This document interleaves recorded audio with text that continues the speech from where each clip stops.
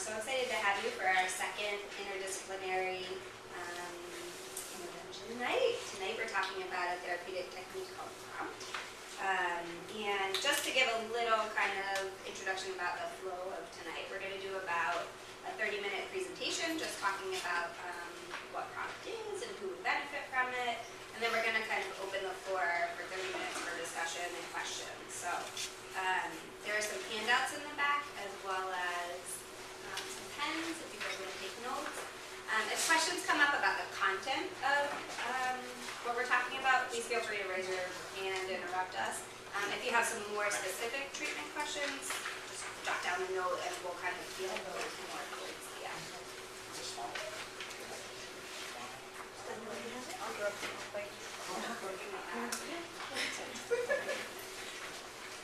Okay. So we are talking tonight about prompt, and this is a treatment technique that I'm sure many of you may have heard of before. It's used worldwide, and there's a large amount of speech-language pathologists that are trained in it too. So, here. We are all trained as a speech department here at Smile Center, and we use it a lot with many of our different kiddos that we see here. So, many of you may be familiar with MDT, which is a treatment technique that our OTs and PTs also use here. And prompt is similar in that it's a hands-on tactile cueing system to the oral motor system and the speech motor system. And so it gives a lot of feedback to the jaw and the tongue and the lips and the cheeks, just like you might see your child's OT and PT manipulating their body using their hands. So in traditional speech and language therapy, a lot of times speech pathologists will ask a child to directly imitate them. So look at me, do what I do, say what I say. And prompt is a really nice therapeutic technique that takes that guesswork out of it. So we can actually show children using our hands how to directly imitate, which is something that a lot of our kiddos struggle with. So here's a fun fact for you guys. Did you know that it takes about 100 muscles of the chest, the neck, the jaw, the tongue, and the lips to coordinate to produce a phrase? So that's a lot of control that has to happen in order to produce a phrase. And just like if you guys think about fine motor skills, so our ability to pick up a Cheerio or pick up your fork or pick up a piece of cheese or string beads, those are very fine movements that our hands have to do, and we are expecting those same fine motor control movements from our mouth. So speech requires this very fine motor control, and prompt is a very useful technique that really takes the guesswork out of producing speech for our kids. So tonight we're going to go into who can benefit from prompt, what it is, and just give some more feedback about what prompt looks like in a session here at the Smile Center. Okay.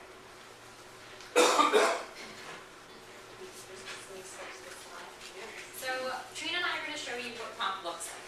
There are a whole different types of prompts, and they give different types and different amounts of support. So I'm going to put this down. Oh, you can't hear me. So the first type of prompt I'm going to show you is called a parameter prompt. And if I were to prompt Trina to say the word mama, it would look like this. Ready? Mama. Most of my kids don't really live So I'm Maybe giving. you can tell the other way. So this. Oh, okay. Here, I'll show you guys too. Ready? Here's a parameter prompt for mama. Ready? Mama.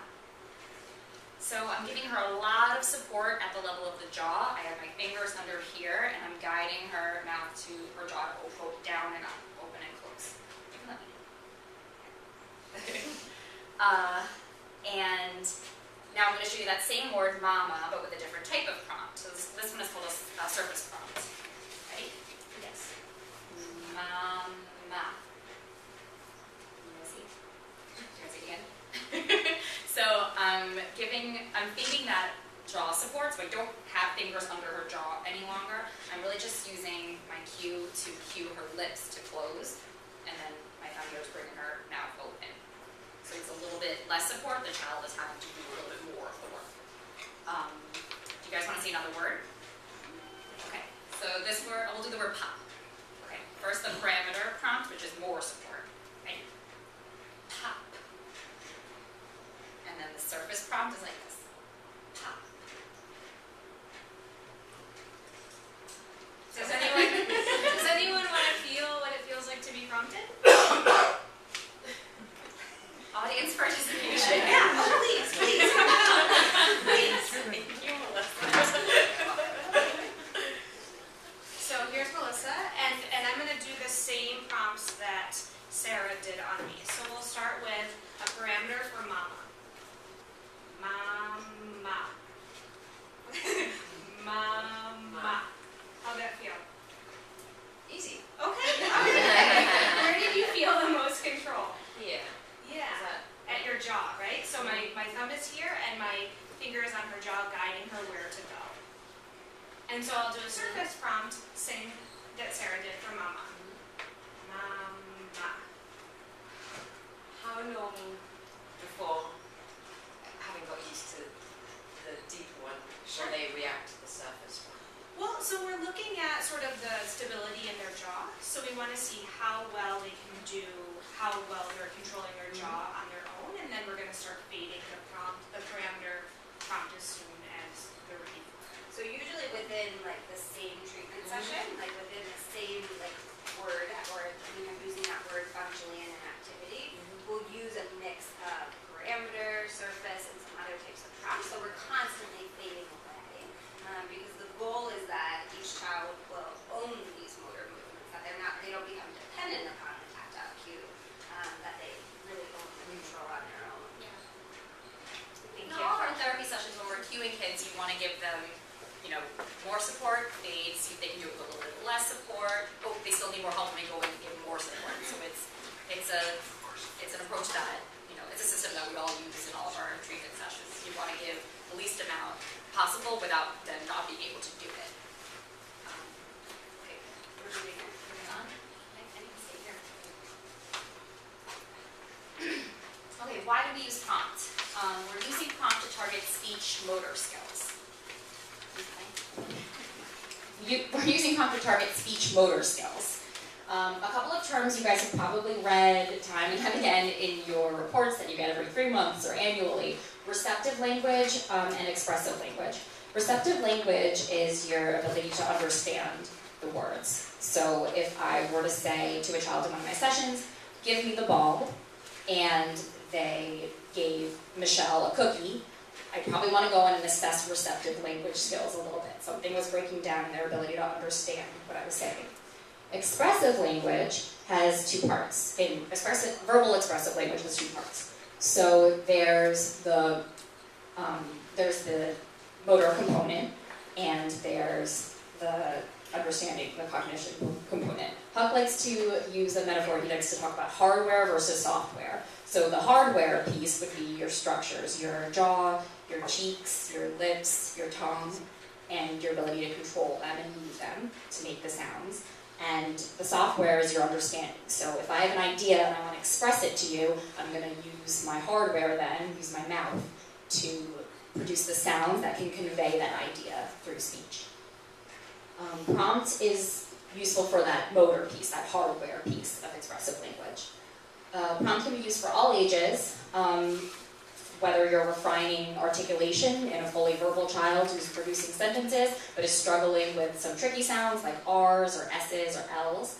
You can also use it with, I'm using the term late talkers, so that might be a toddler who's understanding a lot of what you're saying at home to them, but haven't quite made that leap to start to produce their own words and sounds.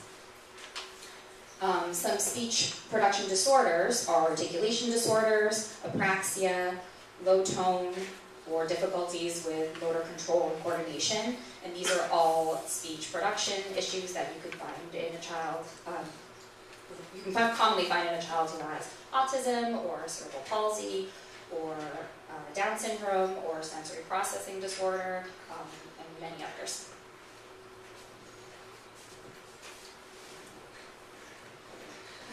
Okay, so in prompt, we're looking at 3 major domains of communication. We're taking a look at the physical sensory, cognitive linguistic, and social emotional, which correspond nicely with our holistic approach here at Smile. So in the physical sensory, we're looking not only at oral motor, but at the whole body. So control, coordination, awareness, posture, stability. In the social emotional, we're taking a look at how they use their language functionally to communicate with others.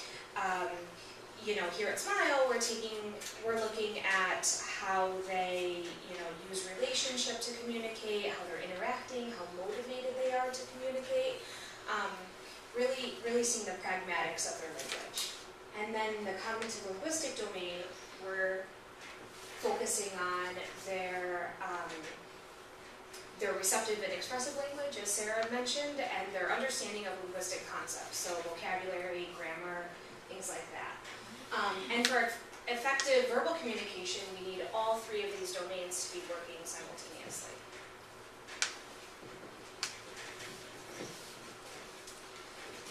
Okay, so how would my SLP start using prompts? So first, after spending some time with your kiddo, they would fill out something called a motor speech hierarchy and a systems analysis observation.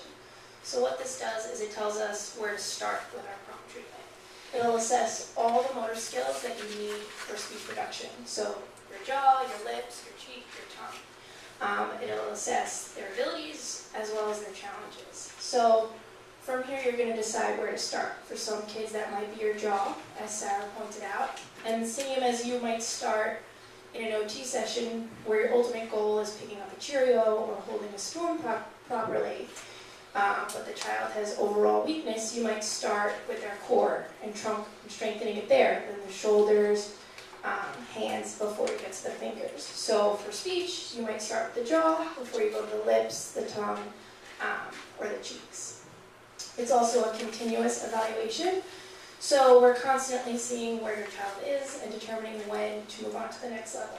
As Meaghen said, that might be within one session, or it might be over a longer period of time.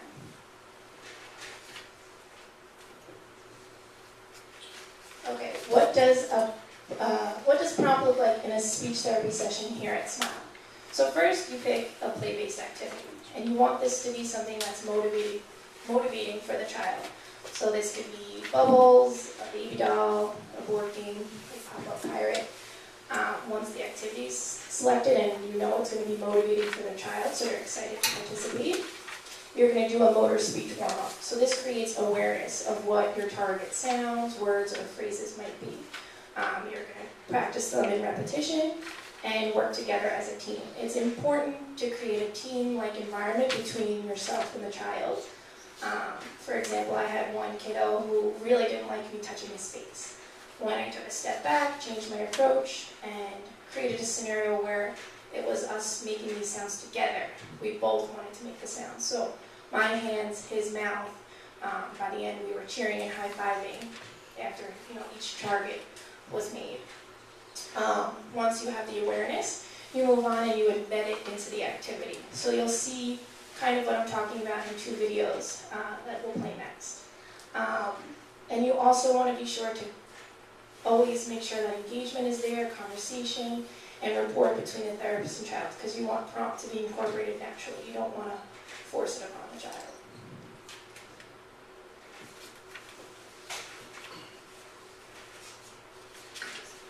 So, no.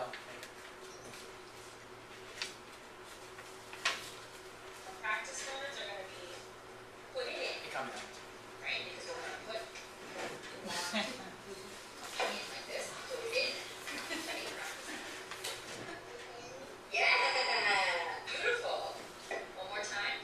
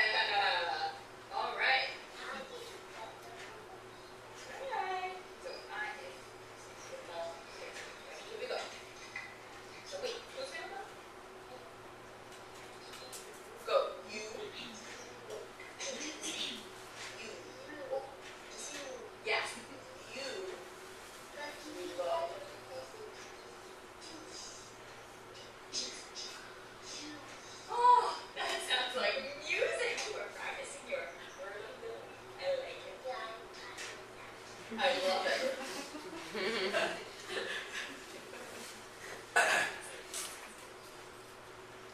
Oh, that was me and Drew. And, that was me and Drew. We were practicing some phrases. So we were at the phrase level, and we were doing things like you blow and I pop. So we were doing lots of jaw control and lip rounding for that you blow sound. And we were doing it in a functional activity. We were doing it with bubbles, and we both love bubbles, so we were both really motivated and we were emotionally there. Drew, I was so proud of Drew when we had this session because he kind of switched and told me, do you want to hear something in the end? And it was juice, because J is the first sound in his name, Drew, and our word of the week, which is how we do homework, was juice. So he kind of got distracted, but then told me, hey, do you want to hear something? Juice. And he was so proud of himself. He knows what his targets are. He has a notebook, and he tells his mom and dad who are here tonight, thank you for doing your homework on that word of the week. It sounded great. And we're both high-fiving. We're a team. It's me and him versus these sounds that are tricky, and it takes a team, to get through them and to work hard in a session. And he's so proud of himself, and I love that. Here's another video.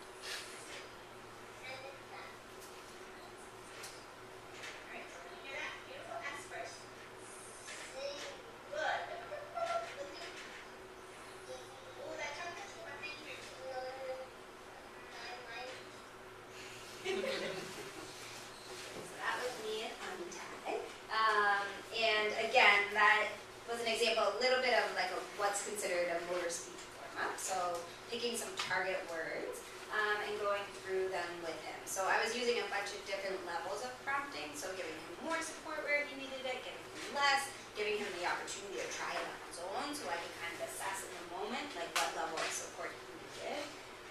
But again, working as a team, he knows exactly what sounds we're working on. Okay, hello everybody. Thank you for coming to our second parent information night. We are going to retape the last 10 minutes just due to some technical difficulties. So we're going to start right after Amitai and my video. What I liked in Meaghen's video is she demonstrated the use of different types of cues. So not only is she tactily cueing him by touching his face with the prompt cues, you were also using some words, verbal cues, like elevator up or bring your jaw back up. And that's really nice because eventually you can start to fade. With cues you always want to fade and let the child do more of the work on their own. So you can fade out the prompt cue and just remind him by saying, hey, elevator up or jaw up, and see that he can do that on his own without as much support as a prompt is giving.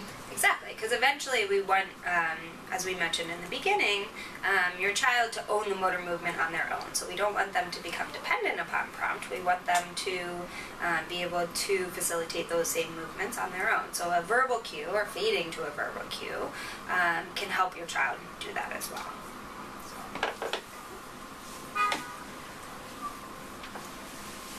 So you might be thinking, what if my child doesn't like their face being touched? Here at Smile, we utilize a few different strategies and methods to help desensitize and develop awareness and help prepare them for prompt. So if your child has sensory processing difficulties or doesn't like being touched, we might collaborate with their OT and do a whole body sensory warm-up, maybe bouncing on a therapy ball before the session, or some of you might be familiar with a brushing protocol. And we also utilize chewy tubes, Z-vibes. For example, in some of my sessions with some of my kiddos, I'll use a chewy tube and a Z-vibe and maybe a crunchy or chewy snack before I even put my hands on their face for prompt. These types of activities help develop their awareness and desensitize them a little bit before the hands-on input. These are some of the other methods and programs we utilize here at Smile. They work in conjunction with prompt, and most of them are based on motor learning theory, which is sort of a bottom-up approach with the control and coordination of the motor speech system. A lot of children who don't like having their face touched, it could be a sign that they need a little more of that bottom-up foundational whole body awareness and control work before they're ready to work on more higher level oral motor movements, such as the ones that we're facilitating through prompt. It's never too early, or there's never a reason why it's not a good idea to prompt a child, but sometimes it can take a little while before a child is responding to the prompts. Some children will respond immediately, so as I'm prompting them, they're making the sounds that I'm prompting them to produce, and some kids need a little more time, and sometimes that whole body work can help them with their availability for prompt technique, and how responsive they are tends to be related to how available their whole body is, not just their oral motor system. One important question that was raised by a parent was how might parents incorporate prompt into their daily routines with their child. So while you need to be prompt trained or prompt certified to use prompt, your SLP might bring you into a session and teach you how to use something like the parameter prompt, as you saw Sara and Trina do earlier. So for go, they might teach you to touch your child's cheeks for go, and give you a few tips on how to use that at home also. But that would be more on a one-on-one basis with you and your child. So that concludes the content of today's presentation. If you guys have any more specific questions or concerns, please feel free to talk to one of us within your child's treatment sessions here at the Smile Center. But we really hoped you enjoyed learning about prompt and who it's beneficial to use with and what it might look like in a therapy session here at the Smile Center. And please stay tuned for our next Parent Info Night.